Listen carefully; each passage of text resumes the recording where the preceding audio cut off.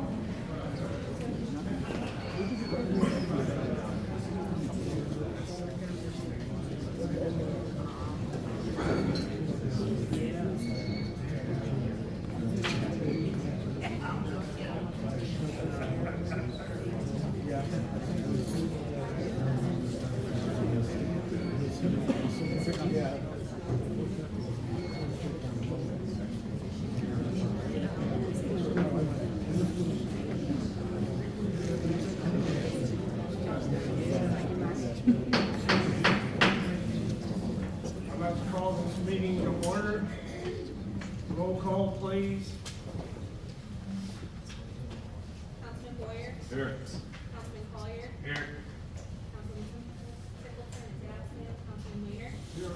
Councilman Dennis is absent. Councilman Bennett? Here. Councilman Cook? Here. Councilman Hood is absent. And Mayor Ricks. This is a roundtable discussion, and we will start off, and our negotiator, Steve Etcher, will have a presentation, and then we will have our discussion. This is a discussion between the stakeholders and our negotiator, and therefore, there will not be any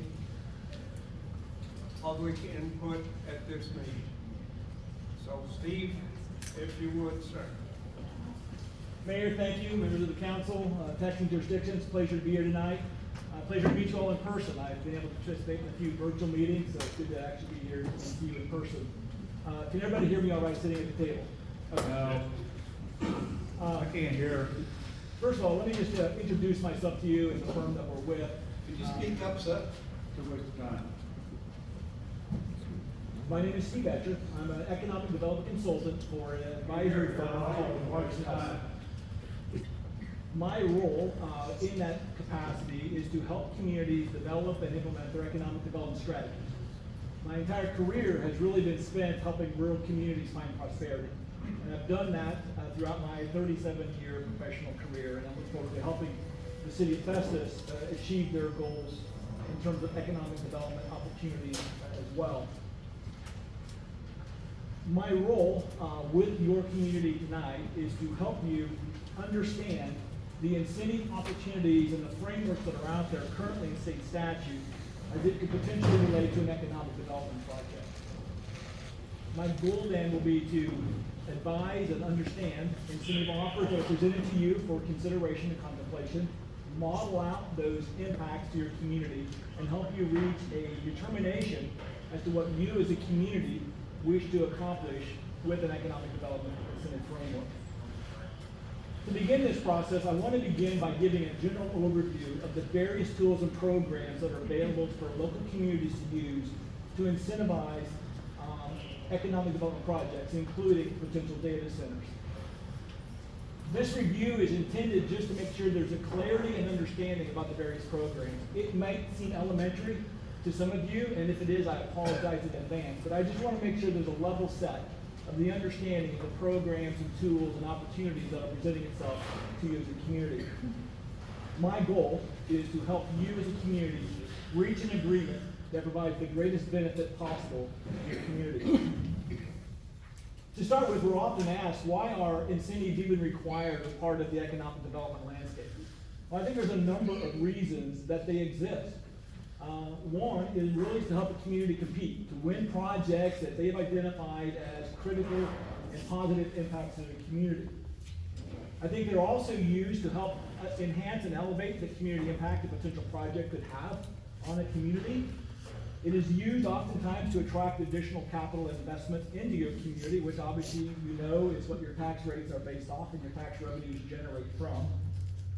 They're also used oftentimes to help circulate dollars throughout your community, new dollars that are brought into your community and circulated, particularly through the construction phase. And then lastly, they're also used to create a certain level of certainty and predictability when it comes to tax revenues for you as a community and the taxing jurisdictions that are affected. So tonight what we're going to talk about is really kind of the overview of the incentives that are out there. We're going to look at what those incentives can be used to accomplish. We're going to talk about some key terms that are going to be used in the language, so hopefully we're all kind of talking from the same dictionary. We're going to talk about the taxing jurisdictions that could be impacted by these decisions.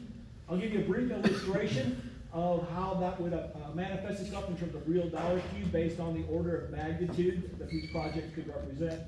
And then we're going to talk about the tools that's out there, particularly comparing the opportunities under Missouri Statute Chapter 68 to Missouri Chapter 100, which are oftentimes the most common tools that are used in tax incentives. So first of all, I think as we go into this conversation tonight, one of the things that I want you to begin contemplating in your mind is what is most important to your community. When you think about the types of investment that's coming to your community and can come to your community, what is it that drives those decisions for you? Is it you want new jobs, you want more CapEx, you want high wages, you need property tax revenue, do you want sales tax generation? Do you want to make sure that there's community services and community benefits for our community residents? Do you want to build out your infrastructure, which could be water, sewer, roadways, bridges, etc.? Is it your educational institutions that you want to make sure are enhanced and enriched these programs? Is it creating workforce development opportunities? Is it enriching and enhancing your emergency services? Or creating programs for special populations that exist within your communities? So I want you to be thinking as I'm talking today, what is it of that universe of ideas that you really want to elevate with the opportunity that is presenting itself to your community? But as we get going, and I've got these in the handouts for the members around the table today, a couple of key terms that I think it's really important that we understand a couple of key elements. I think that will enhance our ability to negotiate and discuss what it is you want from this project. The first term that you're going to hear referenced quite a bit is a pilot, which is an acronym for payment in lieu of taxes. And that is typically calculated on an incentive package around the unabated portion of the taxes, whether that's real estate tax or personal property tax. If a property or a project is held in public ownership, there's no tax due because of its public ownership structure. So that end user would then make a pilot payment or a payment in lieu of taxes to a negotiated amount to make sure there's tax revenues flowing back to those taxing jurisdictions. You will hear reference a term called community benefit agreement or community development agreement. This is an agreed upon set of terms that's often incorporated within the authorization of the tax incentives. What that often does, it's an agreed upon amount of benefit that's going to be provided to the broader community as a whole. And typically this is sometimes often beyond just the taxing jurisdictions that affect it. But oftentimes it lists very specific projects that you want to undertake, and those are then memorialized within a community benefit agreement. A performance agreement, you will hear reference on occasion as well as we work through this process. The performance agreement is a contractual obligation between the issuer of the incentive and the project team, whether that be the development team or the end user. The performance agreement will outline the very specific things that that entity must do to achieve the incentives that they've been offered. It typically will include a certain level of capital investment, a certain number of jobs or minimum number of jobs that they will create, and a certain wage threshold that those jobs must be paid in order to qualify to receive or to continue to receive the full allocation of that incentive. You'll also hear reference to infrastructure development agreements. And this is often used to memorialize the agreement between the community and the developer to privately fund necessary public infrastructure investments that need to occur to support the project. Those are often memorialized within this contract under what we call the infrastructure development agreement. You may also hear a reference to a term sheet or a development agreement. This is the initial document that basically frames up the incentive proposal. That in exchange for this investment, these jobs, these wages, etc., these are the benefits that we collectively as a community are willing to offer. And that is actually articulated in a term sheet that can then be executed by the various parties, and the project can move forward in advance. You'll also hear reference to industrial revenue bonds, or IRBs. Industrial revenue bonds is often just a paper transaction, not a financial transaction, that takes the project scope, whatever elements that we include, whether that be real property or personal property or both, and it places it into public ownership. And that is done through this bond transaction, and those will be referenced on occasion as bonds or industrial revenue bonds. CapEx, that is the capital investment that is being planned by the proposed project. Typically, when we get the capital investment numbers from a project, they will be broken down between what they expect to spend in real property, brick and mortar, and personal property, equipment and machinery that's going to be placed inside that. Now, it's really important to distinguish that the capital investment is not necessarily the final number that you need to be using to calculate what is my potential tax revenue. You need to be looking at what is the appraised value of that capital investment. What is the actual taxable, tangible percentage of that CapEx that will hit our tax rolls. Oftentimes, for estimating purposes, we will usually use a factor of 60 to 80% of CapEx to account for transportation, soft costs, site development, things like that. And we'll talk about that later as we get into the actual modeling of what we project and estimate those tax revenues to be. But it's the appraised value that then is used by the county assessor to determine the assessed value. And then the assessed value, which is really, it's different for real property and personal property, but it's 32% of the appraised value becomes the assessed value, 33 1/3% of personal property is appraised value becomes assessed value. It is that tax rate per 100 that gets applied to those assessed values. So these are some of the key terms that we're going to be talking about, not just tonight, but throughout the entire process. It's important that each of you understand so you can talk a little bit more knowledgeably in negotiating and developing an incentive structure that makes sense for your community. Jumping ahead, there's actually 4 key components. I'm trying to break this as simple as I can so people can have some clarity about what we're doing. But these are complex projects. I'm not trying to minimize the project by simplifying things, but they're complex. And I want to make sure everybody understands what we're dealing with. But when it comes to data center industries, there's primarily 4 buckets of direct tax revenue. And I'll come to those directives in a minute. In addition to what we're going to talk about tonight, there's going to be an enormous amount of indirect benefit as well. Construction wages, permanent jobs, things like that. We're not even talking about those in this formula right now. We're going to be really talking about the direct taxes that are paid, not the economic benefit of the project.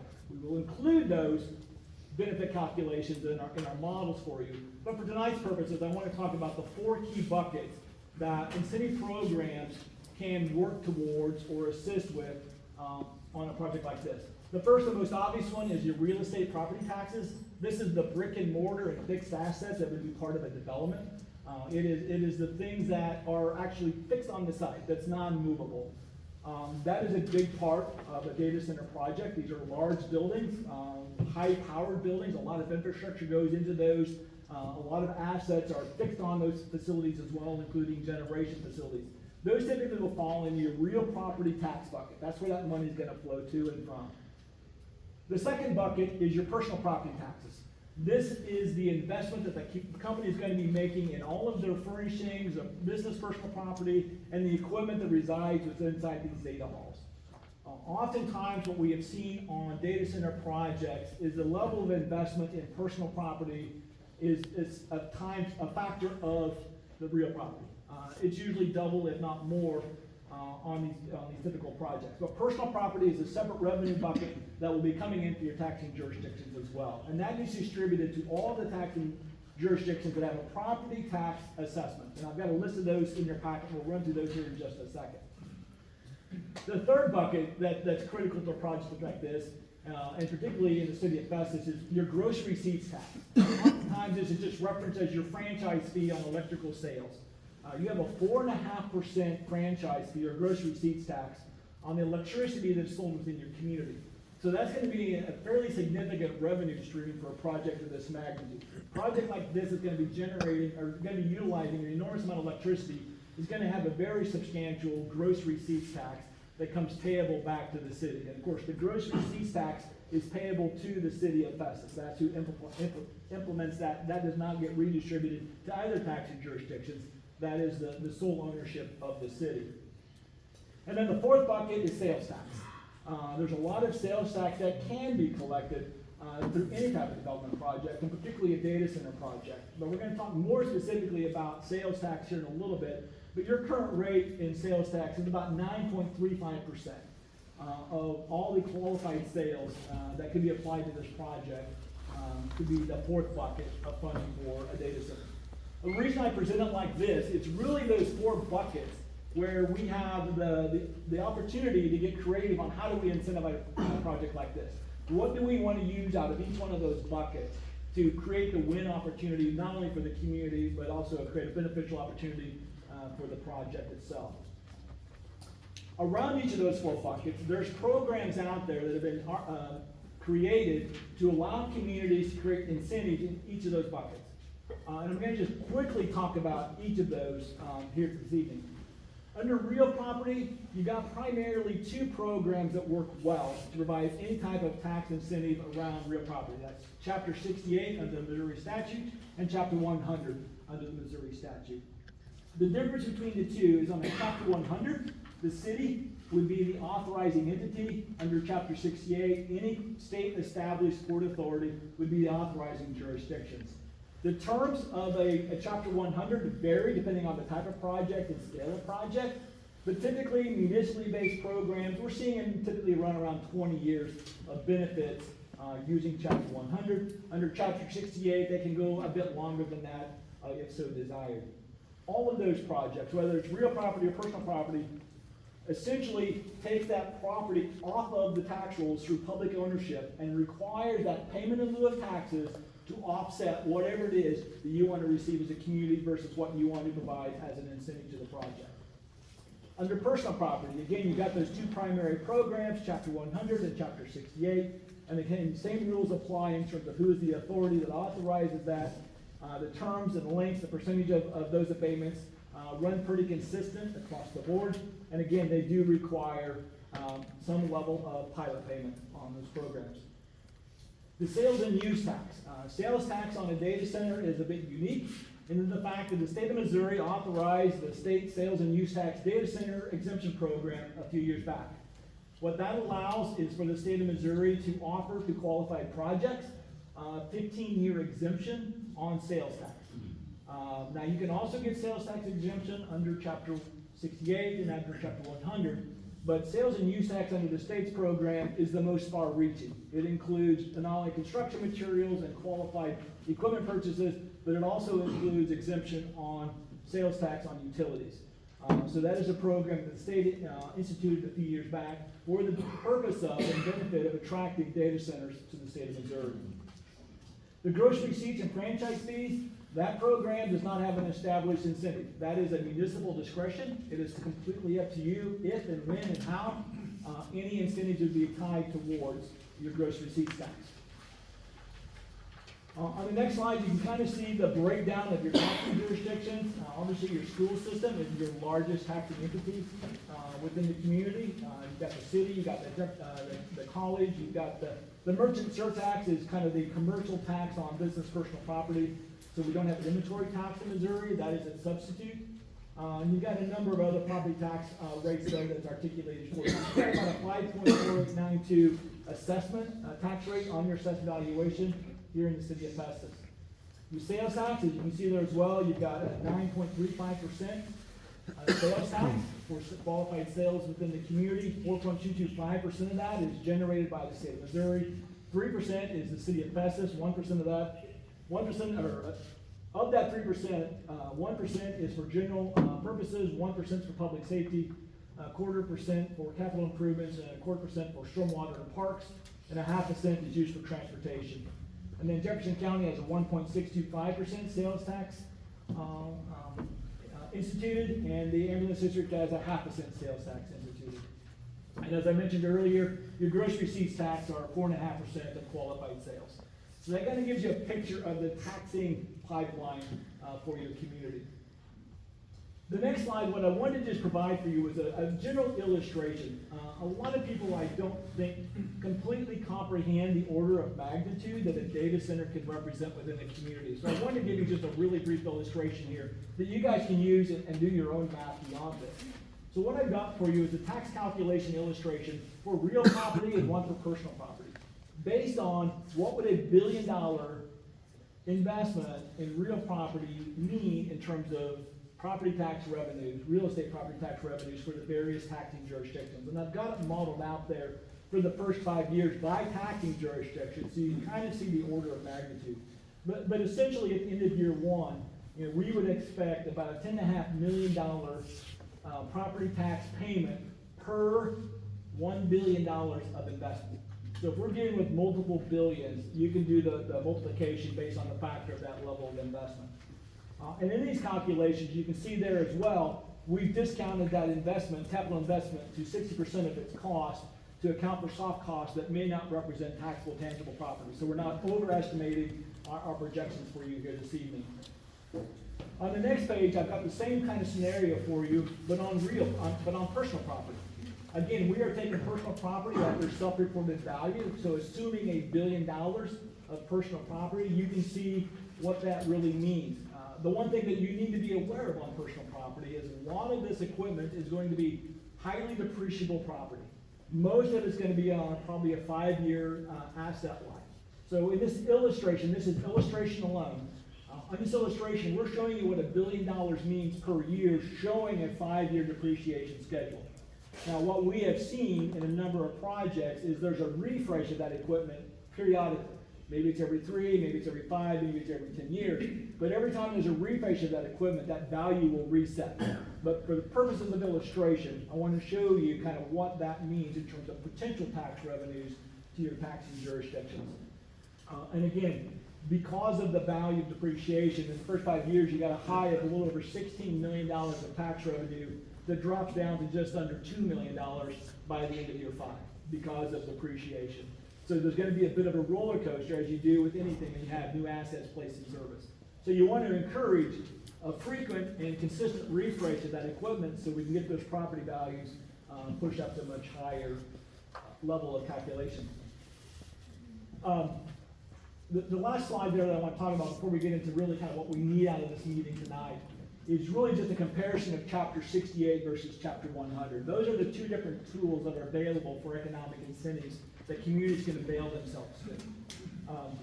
Port authorities, as I mentioned previously, are autonomous to any local unit of government. They are established by the Missouri State Legislature, whereas Chapter 100 is really, it's a function, issuance of that is a function of the local unit of government. Under 68, it's the function of the Port Authority. In most cases that I've ever been involved with, there's been great collaboration between the Port Authority and the local community. Port Authority typically doesn't do anything of this order unless they have collaborative approaches with that local city. In other words, they may not advance the project unless they get the city's blessing. So we will work very closely with the Port Authority at 68 as a preferred tool as we move forward. But know that even though they are independent, there's often the spirit of collaboration and cooperation to make these deals work. So before I get into next steps, any questions about that unfortunate lengthy explanation of tax incentives?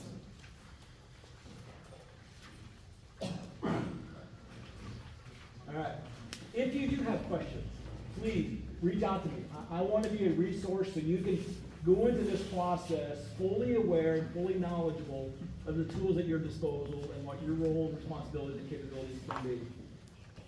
So really what I would like to figure out tonight for you all is, one, what is your priorities? What is it that you want out of these types of projects for your community so we can incorporate that into our incentives discussion with the end user? Obviously, as we look at incentive offers and kind of model those out, we will present to you all of the details of what their projections will mean to you as a community. But as we go through that process, we want to make sure that we are addressing and incorporating your community's needs into that term sheet, into that development agreement, because now's the time to put that list together. So if I can, I would love to hear what you feel is of highest value to your community that we need to embrace as we begin these discussions. Yes, sir. Steve, I apologize, I'm maybe getting the cart from the horse. So, speak up. I apologize, I'm usually loud. So before we dive in hardcore to what the community wants, when do we present our requirements, additional requirements under the development agreement? For example, setbacks, noise, I want stricter noise requirements, larger setbacks, tree lines. I don't want to get too deep and waste everybody's time. I just need your guidance. When do we tell the developer and the user, these are our requirements? There's two ways to address that. And unfortunately, I haven't had enough time to research your entire process. You can either do that as part of the development agreement that we're entering into now, or you can do that through your planning and zoning processes, require those setbacks and conditions. But either Zoning's done. so now's the time. More. So now's the time to add those. Okay, so we just give it to our attorney, the attorney presents it to you? Absolutely. I don't know the process. Yeah, yeah. And I think, we'll continue to have discussion. What does the community want in terms of those additional development agreements? Please send those to Brian. Brian and I will then sit down and review all of those. So, just one more question, so just throwing something out, so let's say I would like to see like a buyback program in case there is a noise issue, health issue, whatever. Give that to Brian, that comes to you, so nothing's off the table if I'm understanding you correctly. Whatever each one of us wants, throw it out there and we work through it. I would say nothing is off the table until we take it off the table. Okay.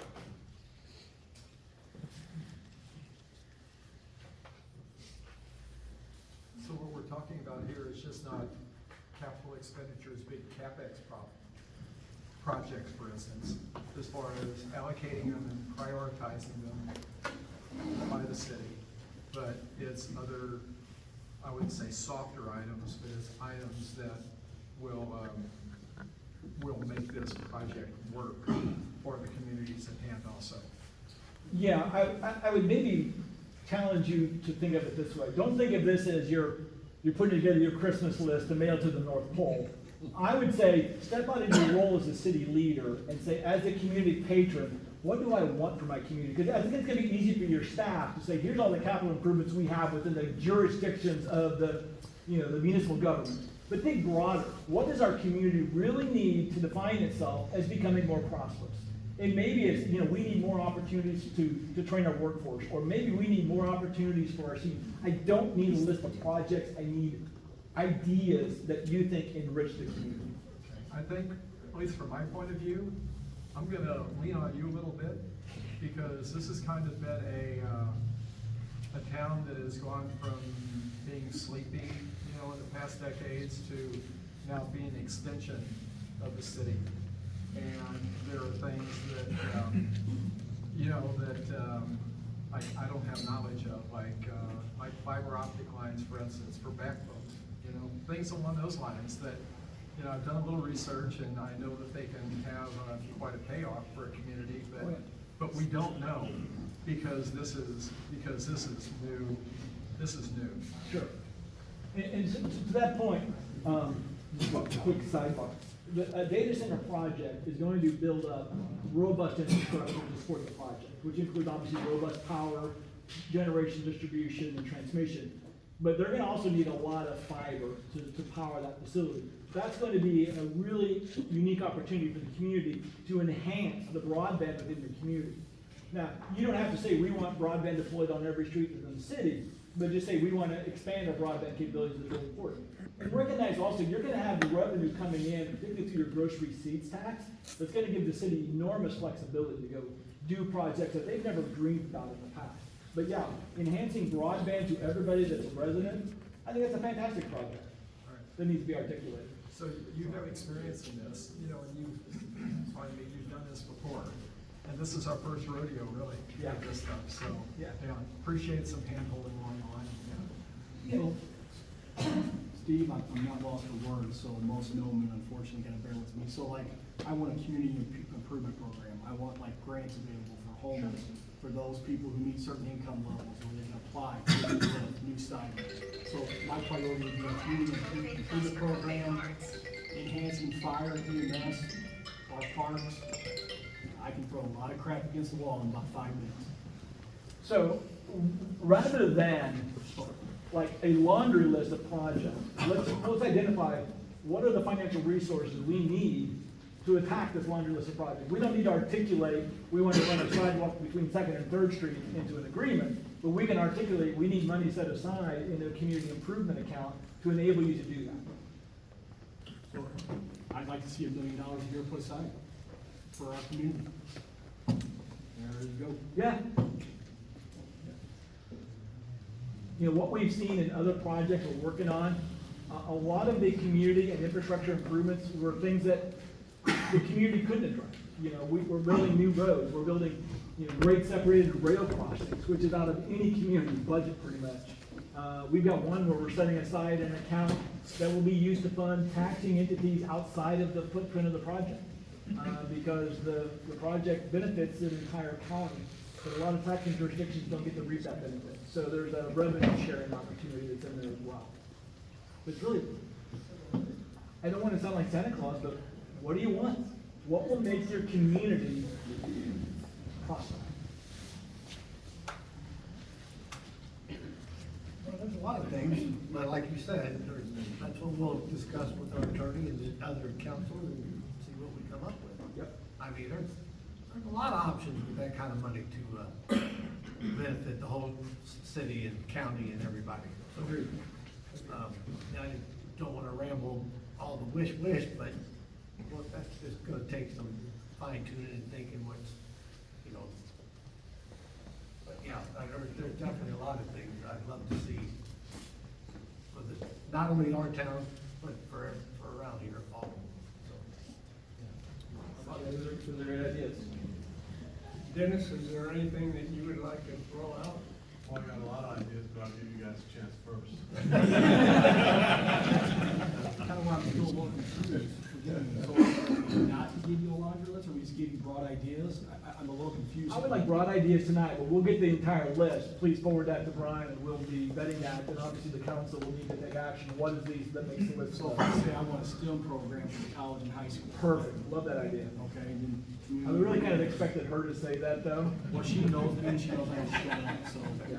I actually just wanted to say, like, workforce development for us, I think that's all encompassing. We can get in the weeds of what that looks like, but programs that develop students, but then also within our community, want to stay here locally, providing those programs to help them, I think that's huge. Both for us as a high school, but then Jefferson College that's right in our backyard. To that, the institution, Jefferson College, has a unique ability to be at the forefront of that workforce training. So our ability to train and retrain, just thinking about, as you mentioned, this 5-year asset life of some of this equipment that's going to be in, means that stuff is going to turn over really quick. These fiber optic infrastructure, that gives us a unique opportunity to partner with our area high schools, as we have for decades, and train not only the workforce that's going to be working on these, but those that are going to be coming up. And so I think that's a good opportunity that exists now that we can really capitalize on in an arrangement like that. Yeah, I mean, I think that's the beauty of these projects. You're gonna create a pipeline coming right out of your school, high schools, into your junior colleges, and right into the workforce. They're gonna be trained specifically for what these industries need. And what I have seen in the other projects is they are very, very supportive of partnering with the local schools, at whatever level, to say, we will provide you the curriculum, we'll provide you the professor, we'll provide what you want. You just provide the students, and we will train them so they're qualified to get these jobs when they come out of either high school or. And Jefferson College has an ability to turn that over quickly. Good. Through our workforce development program. Good.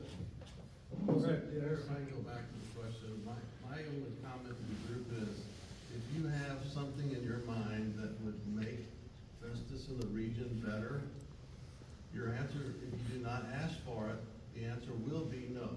You're not gonna get it. But if you ask for whatever it may, just make sure it's reasonable and that it will benefit the region. table, because as Steve has indicated, there's gonna be things that you're gonna put on there that are not gonna be practical or reasonable, but, you know, if you don't ask, you're not gonna hear the words yes, ever. Yeah. So just ask, think about it, Google it or chat GPT it or whatever you wanna do, but make your darn best. Then run it through some data center somewhere.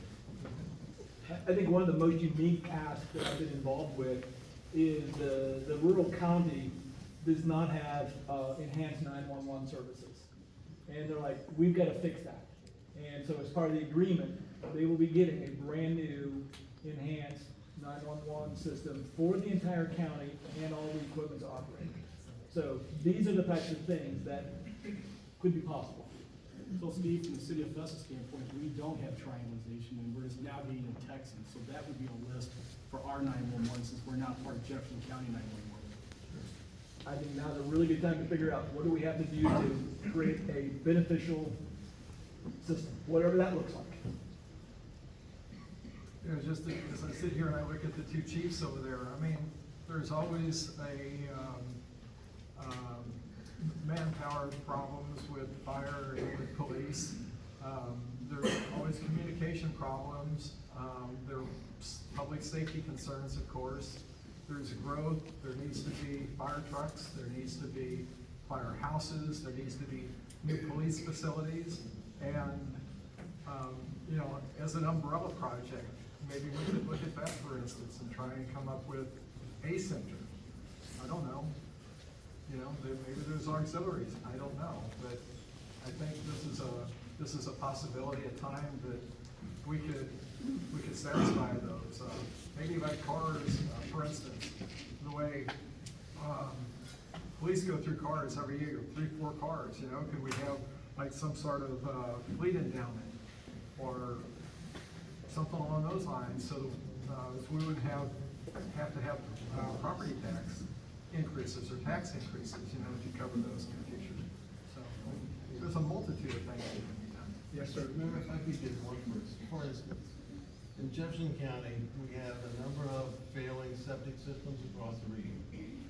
Pick a spot, there'll be some failing there. You know, it might even be a request like, for you all to think about, this does not apply to the city because your system's okay. But it might be something like, well, let's have an investment pool that people who live within the unincorporated, particularly maybe if there's some who live in the area that is just unannexed or taken out of the county, to, as a source or a fund for helping them to invest in their personal infrastructure. And that's the kind of stuff you gotta think about, you know, you just gotta be open-minded and think about stuff, and it could benefit them. And I'll be honest with you, there's people who have failing septic systems in Jefferson County who literally cannot afford to be compliant. And you can help them. Now that's a county thing, that's not the city, but you gotta think that. And kind of to Dennis's point, you know, as we're putting these ideas together and we get to and have a chance to model out what is the financial impacts of the proposed project, we'll be able to show every taxing jurisdiction what we estimate your tax increment will be. And we'll look at you, we'll ask you, say, look at what you're going to be getting. What can you achieve out of this list from that additional tax revenue, and what do you need additional assistance on? So you got a tax for the health fund, you got a tax for the parks, you got a tax for EMS right now, and public safety. And if that increment is not going to be sufficient, that's what we want to make part of our negotiation strategy. In your model, do you have the ability to show, like, the city wants to roll out a tax reduction, cheaper water rates? Do you have an ability to model that? We can model that, and that's the thing that we haven't even really mentioned tonight, that what we are experiencing with this level of increase in tax revenue, it's very likely that a number of taxing jurisdictions will roll back their tax rate, which benefits everybody in the community. I mean, the school district, I think the state minimum is what, $275? And you get an extra, you know, $8 million a year, you might have to roll back. So that benefits every single taxpayer. So it's gonna be hard for us to predict with certainty what will those rollbacks be, because those are all determined individually by the jurisdiction. But we can definitely run the city's model for you. Question for you though, how do we ensure the user doesn't apply for an exemption for the tax that is available? How do we prevent that in the future?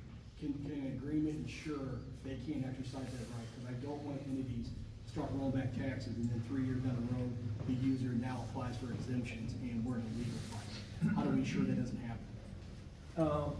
So the, whatever agreements you use, 68 or 100, will be a contractual agreement between the project and the authorizing entity. And that's gonna be for a specified period of time. And it is fixed. I mean, you're not gonna go in there and it's like, oh, we want more, we want less. This is what everybody's agreed to and it's in. So you're not gonna run the risk of 2 years from now saying, we wanna tweak those terms, we wanna revise this. That's not how these agreements work. It will be fixed for its duration. So even the state rolls out a new bill, and it goes in force, more or less grandfathered. What do you mean it's new bill? Let's say Missouri current bill, it gets in legislation that says that when a data center comes in your community, you gotta roll back 80%. That's currently being discussed. How do we ensure that doesn't happen to the school if they roll their taxes back? This thing passes, and next thing you know, Dr. Ruth is now up against the wall. She just lost her extra funding because does the state statute trump our contract? The state statute does not trump your contract, but it will have to be, so if the state law says you have to roll back your taxes if you get a data center, you get so much revenue, my prediction would be that those entities have probably already rolled back to save the individual ratepayer that tax because of the revenue coming in. But we would have to model that. I think probably more realistic than that legislation moving forward is the notion that, what if Missouri gets rid of personal property taxes? What do we do with that?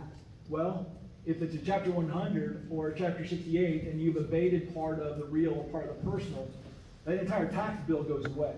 So that's why a project like this provides enormous safeguards because of the revenue that we generate off of real property taxes. Those communities that don't have a large project like this, I'm honestly very concerned about how they would adjust to that type of legislation. But those are some very fine details that we can try to work in to provide additional security and safety. So, in your estimation, and opinion, would it be better to do the pilots? Those would be guaranteed. Well, a pilot is a payment in lieu of. So the pilots are done usually one of two ways. It is a percentage of whatever the tax bill would have been if normal taxes had applied. So let's say it's a 50% abatement, and so there's a pilot payment that's equal to 50% of that value.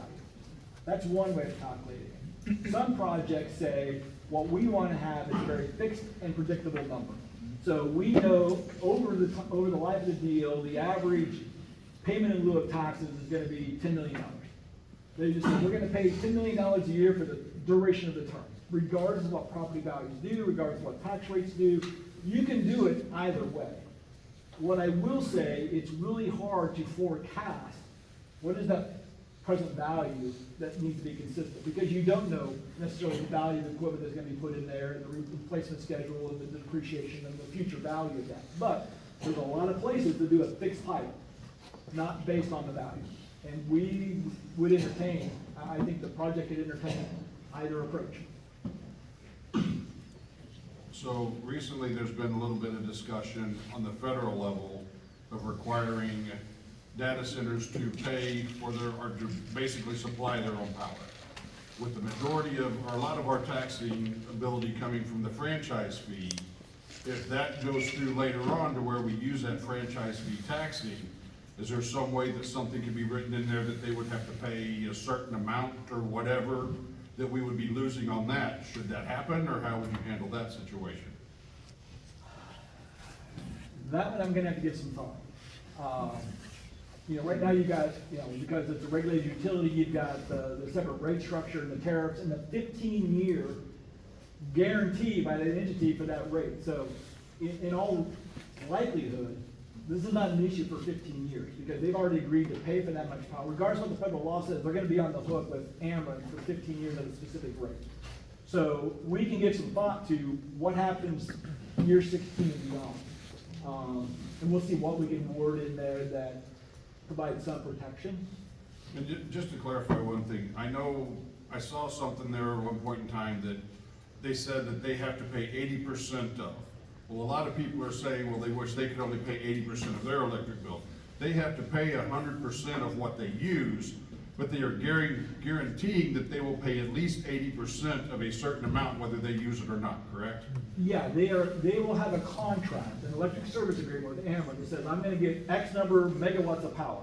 And we agree to pay for 80% of that. If I use 0% of it, I'm still on the hook for 80%. But regardless what I use, I pay 100% of that cost, unless it's below 80%. If it's below 80%, I pay 80% of that. So if they're only using 50% of what they said they would, they pay 80%. They pay 80%. If they're using all of what they said, they pay the full We 100%. pay 100%. That is my understanding, correct.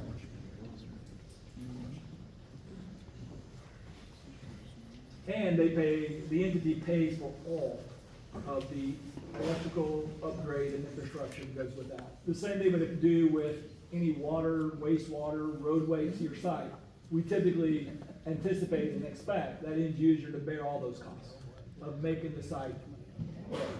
So Steve, if they have to run new water lines, can we incorporate that the residents get to tap one, because they're gonna require large water mains, instead of buying water from the city, we have excess water.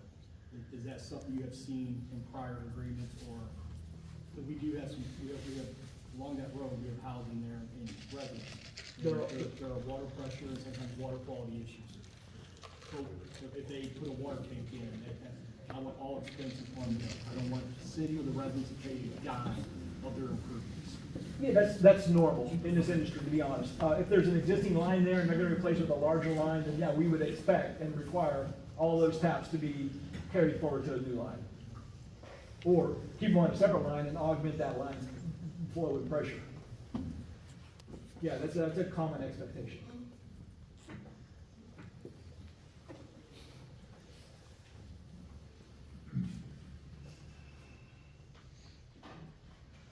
Mercy, do you have any questions? I'll bring up the fact that this is expected to be a very large development, of course, expecting to bring quite a few jobs. So at that point, we've got this on the table. We've also got James Hardy on the table. So that's quite a few, jobs coming to this area in particular. So while the county and Crystal City are taking a look at what James Hardy is really doing in getting, of course, trucks in and out of those facilities, as well as the potential future employees, I think that is something that the city also needs to kind of take a look at. While this is kind of on the outskirts, and there is a traffic impact study being conducted, through all of that, it's more so after the fact, once this is finished being constructed, and people are trying to get to work, to and from, what does the city's infrastructure look like? What does the state's kind of infrastructure look like? How does that all partner together for that transportation of everybody getting to and from work? So I think there's aspects of transportation to definitely take a look at. You said the project is doing a transportation study, or James Hardy is doing the transportation study? This project, Yes. Okay. traffic impact study. So like the surrounding, I'm sorry, sir. No, go ahead. If the results from that study should be incorporated into our negotiations. Yes. When it's done, I agree. Yes, but I'm also talking about the aspects of the internal kind of city structure of sure trucks for construction, they're going to be getting through this site through the easiest means possible, probably 67. So at that point, yes, that's the state system, and that's going to be impacted through the traffic impact study. But what I'm talking about is the aspect of everybody who may start working here from this facility in the area, and how are people going to be getting to and from work. So the increase of just to the area, the amount of residents and even the housing and everything that's really been kind of blooming in this area, to take a look at that aspect. How would they get to from the city's transportation system onto the state transportation system? What are some of those improvements that the city might need as it continues to blossom and really grow to get to these main points of contact with the state system? The other point, just like the traffic impact study is going to show, can the state system even handle that much growth?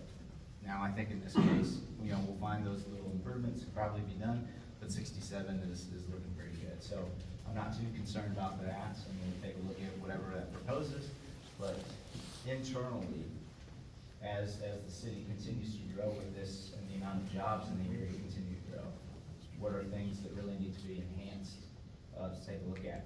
One of the things in particular Michael and I have talked about and will continue to talk about is a proposed bridge over I-55.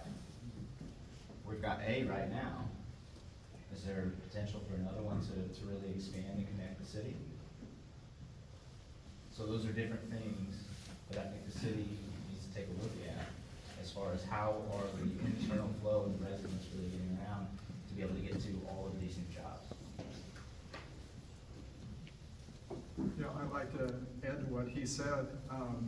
So the project down there, it has to be able to sustain the viability of the streets and everything that are down there. And so that would be something that project would have to do. From my point of view, like when you're talking about how do they get from here to there, you know, I don't know much about this, but I think you can geocache, like big trucks, for instance, because you're saying, you know, they're gonna take the shortest way possible, and maybe they're not supposed to, but they might. So maybe they could all be geocached, so that if people are doing what we don't want them to do, they could be held accountable to it. Because we don't want any more big trucks on our back roads. We don't want that. So, yeah, I'm with you. Keep them safe, keep them out of our neighborhoods. And just kind of your point, one of the low-hanging fruits that I would suggest we consider is we have a post-construction agreement that once the construction period is done, that they go in and repair any streets that were impacted by the construction traffic. Well, I was gonna ask for, a type of a performance bond where it's a trailer to ensure that. To ensure that the project's done, that we have the ability to go back in and make improvements. And also I can throw this out because sometimes we gotta overcome some, concerns from residents. What happens if this thing closes 10 or 15 years? I don't want the city to be held with a development that's sitting there. I know it's highly unlikely, still out of these safeguards. So I'd like to see some type of a bonding or escrow account established for that. So if that were to happen, then the city would be able to turn the site back to its natural state or repurpose it for additional improvements or developments. Hey, you're writing down. I'm writing everything down, yeah. I think that gets a little more complicated, but I understand what you're trying to say. And you know, we've been kind of this question before, is, well, what happens if the data centers aren't brick and mortar anymore? What if they're floating in satellites orbiting the planet? What do we do with that building? I'm like, that's a great opportunity for the community. These are very large structures. These are gonna be very attractive to any other industry that is looking for a home. So I believe there's a great value in repurposing them to other manufacturing, advanced manufacturing, or even distribution facilities, because they will be well-powered, well-built, and the infrastructure is there to support substantial manufacturing operations if necessary. It will be a community asset, one way or the other, I believe, not a liability, but we can figure out how do we word that so there's not a future liability.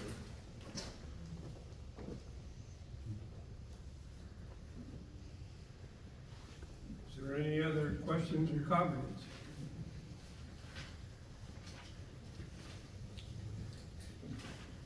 Well, one thing that I know we're gonna provide you with a list, a laundry list. But the one thing I want to say now for the benefit of everybody,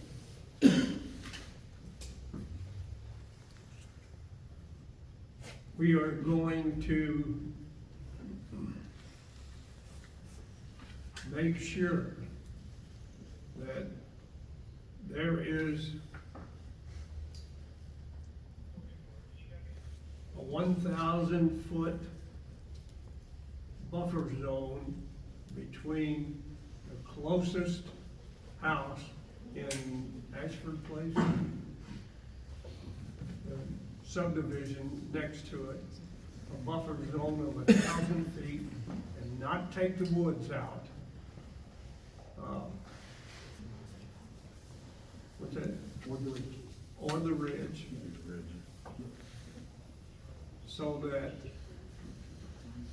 if there is more noise than we anticipate, it won't bother the residents.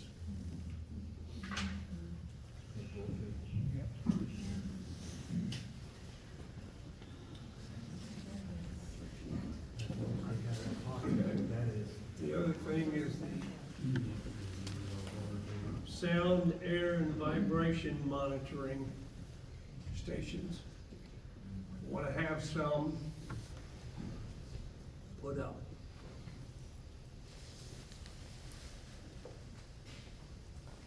And a closed water system, so that we don't have to have an exorbitant, a big use of water, but the closed water system is a must. Is there any other comments? Hearing none, I'll entertain a motion to adjourn. So moved. Motion's been made and seconded to adjourn. All those in favor say aye. Aye. All those opposed say nay. Motion is passed. We are adjourned. Thank you to the public that came in to listen. You've been very respectful tonight, and we appreciate it. Thank you. I'm